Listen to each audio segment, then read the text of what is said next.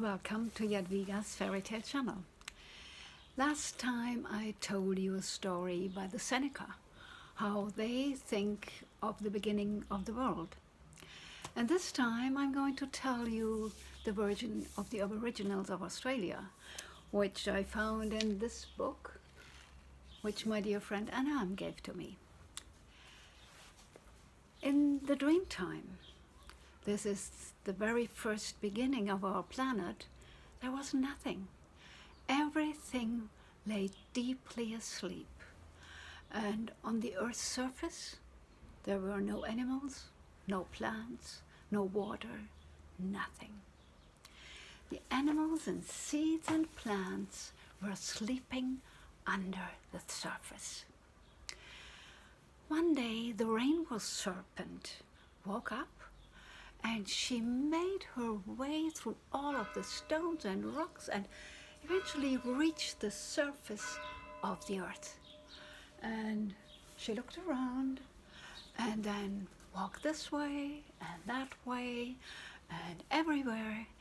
And when she felt tired, she curled into a heap and slept. And then she went on. And after a long, long time, she returned back to the place where she had come from. And wherever she had been, all of her travel paths, she had left imprints in the crust of the earth. And the places where she was sleeping, there were deep holes. Now, she called the frogs. "Hey, come up, wake up, come up." But the frogs were so heavy and so unable to move because they had stored all the water in their stomachs.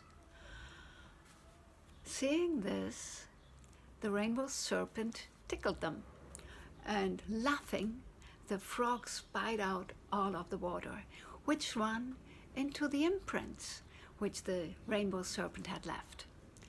And this was how the rivers and lakes came to the earth. And now, of course, the grass started to grow, and the trees and the shrubs and all of the plants. And all of the animals that had been sleeping under the crust came up. And the birds flew through the sky and they lived in the trees. The reptiles lived between the rocks and stones. And the other animals, the emu, the kangaroo, the wallabies, they lived in the plain. And they all went for hunting for food. Now the Rainbow Serpent thought that it would be helpful to make laws everybody had to obey to. And this made life on this planet much easier. But of course, some were quarrelsome. They were troublemakers. And the Rainbow Serpent became angry and turned them into stones and rocks. And now there were hills and mountains on the earth. And those who were very good and obeyed the laws of the Rainbow Serpent, she told them, "I shall give you a human form." And now there were many tribes on the earth, and they were called after the animals they had come from.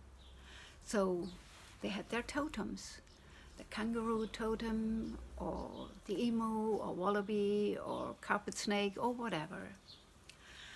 And they should not eat of the animal totem they had come from. And this way there was enough food for everyone.